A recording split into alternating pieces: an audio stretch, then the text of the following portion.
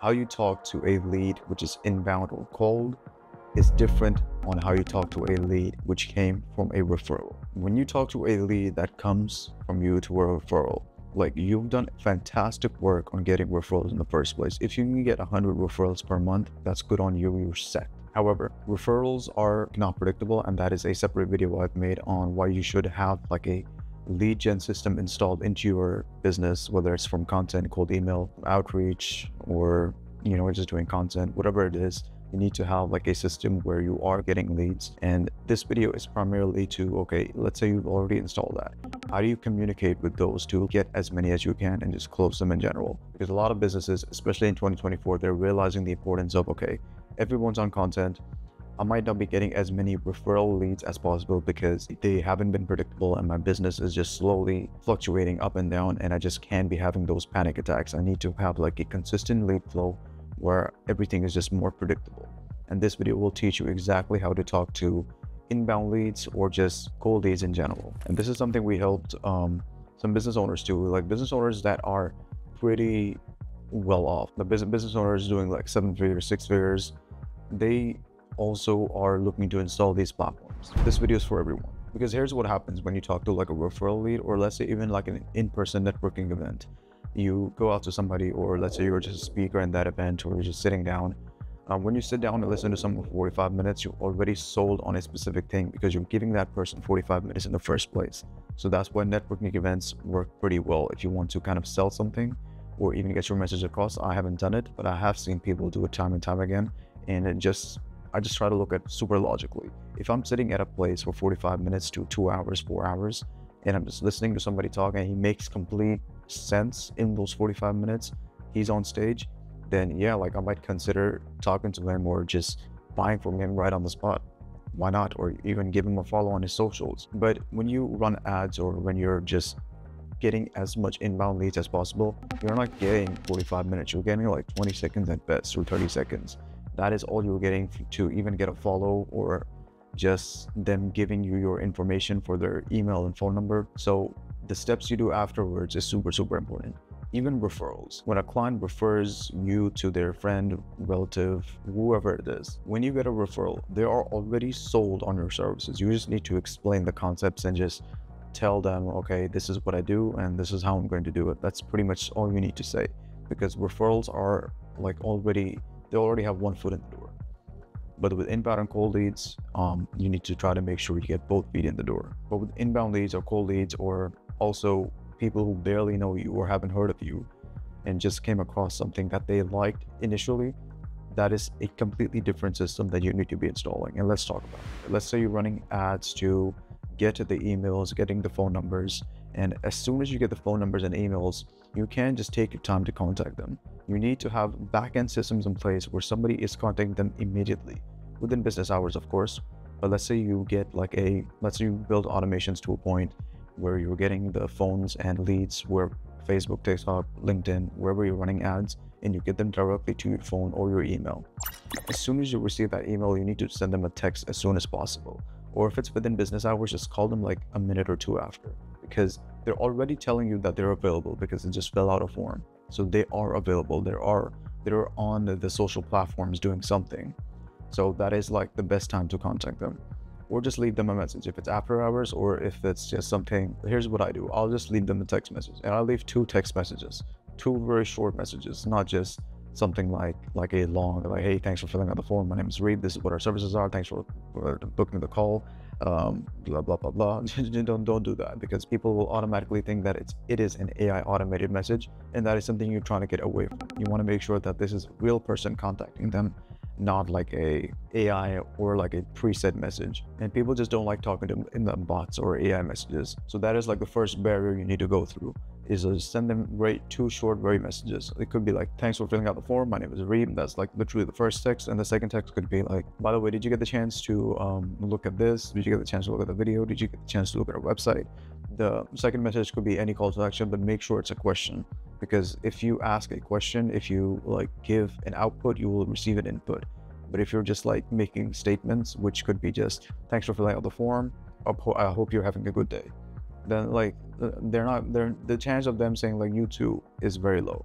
But if you ask like a question, which is output, you might receive an input. The chance of you receiving an input is much higher because you asked a question within those forms. And let's say within 5 to 10 minutes, again, within business hours, you didn't get a response back. You can call them right after. And with calling, you need to make sure is you're always doing 2 calls. Like the first call is just going to be kind of like a call you do. If they pick up, that's good, fantastic. But never expect them to pick up on the first call, because when you receive, like, let me ask you this: when you receive like a phone call from an unknown number, you're probably not going to pick it up. A few of you might, but a lot of you might not pick it up. But let's say you receive a second phone call from that exact same phone number. Then you go like, okay, this might be important. This might be someone I know. Let me pick this up. And then on the second phone call, you'll notice that they might either pick it up or they might just call it out immediately. And then they might go check their text. And then after 15 minutes, you can try giving them a call back. And then that way, you can increase your chances of them picking up the phone call even higher. And when they pick up that phone call, they'll let you know the reason. Like, hey, I'm busy at the moment. Let's do this within a couple hours, or let's schedule something for next week. I'll have your phone number saved. So these type of things, every single step you take and every single plant you place for them to pick up the phone call is going to work. So text messages, phone calls, and then another phone call 15 minutes after, or even could be like an hour after. But you want to make sure the time difference between them filling out the form and then you doing all these steps is not that much. Because oftentimes, and this will happen all the time, is let's say you get a lead and then you contact them even 2 to 4 hours after, they'll forget. They have a lot of things going on. Every single person filling out your form has a lot of things going on. They're human beings.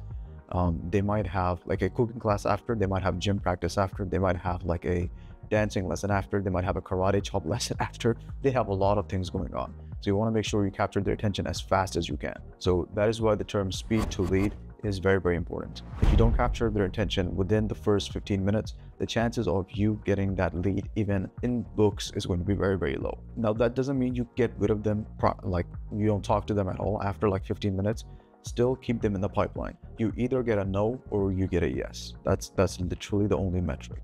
If you keep calling them, let's say within 2 months, you've given them like 50 phone calls, and then within the 50th phone call, they're like, we're not interested, or like, I don't need your service at all, and you've explained all the concepts, then just take that as a no. But if they don't answer, or if they just keep putting you on hold, like, yeah, give me another week, give me 2 weeks, then keep them in the pipeline. Don't just get rid of them.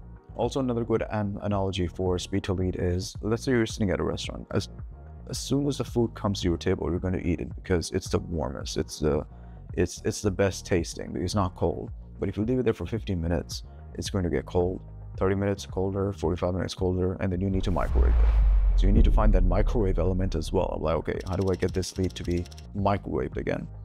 So let's say within a week, you send them another message like, hey, remember you filled out the form for this, so we can solve this. You just remind them. You're just using the microwave method to remind them of what the deal was, what they applied for. And then you can try using the same method over and over again, where you call them, if they don't pick up, 15 minutes, and then keep repeating it. Don't just give up on that lead. A lot of people be like, okay, well, this lead didn't pick up, the leads are bad, I don't want to do this, next platform. And especially a lot of people with referral leads do this, because if your business, especially if you've been in business for like more than 20 years, 10 years, and you've mainly been reliant on referrals, this new experience is going to be challenging. You're going to be like, okay, like these people are not closing, like they're not listening to me. Of course they're not going to listen to you. They barely know you. Referrals know you, they love you. These people barely know you. They think you're a scam until that you're not. So these type of things you need to be very, very careful of. All right, so that is pretty much it for today's video. Hope you got a ton of value out of this. And if you apply what I'm saying, you will be getting a lot of responses. Like you will. There's no way you're not going to. Because if in the past you've just been like, okay, got a call from got a lead, call them, didn't pick up, next lead. Or hey, got a lead, okay, I'll just reach them after lunch, 15 minutes after, 2 hours after, 4 hours after. No, don't do that. If you can do that, I understand you might be super busy. Everyone is. Even the leads you're contacting, they're super busy. Have systems in place installed. Hire an appointment center, hire like a closer, hire a salesperson. If you already have a salesperson, if you already have like an assistant, ask them to do it for you. You want to make sure that you have systems in place where you're either getting the qualified leads delivered to your phone, your assistant takes care of, or your appointment center takes care of all the conversion aspects for you, and then you only talk to the qualified ones or people who already know about your program and are interested in moving forward. These type of things is just going to take you from point A to point B very, very fast. All right, guys, that is all for today's video. If you do want these exact systems installed into your business, whether it's we do the whole thing, content, ads, customer journey to lead delivered directly to your phone. So this whole system is installed into your business. So that if that sounds like something you want, there's a Calendly link right in the description. Just book a call on whatever time works for you, and we'll get in touch very, very soon. And other than that, I do also have like a newsletter where I send 5 very, very short emails from Monday to Friday. And the reaction I try to get is like, wow, I didn't know this. Now you know. So these type of reaction, because I just try to make every single thing value packed very carefully. So because I understand people are busy, they don't have time to read through a full-blown email every single day. So we want to make sure we brief it down as much as we can.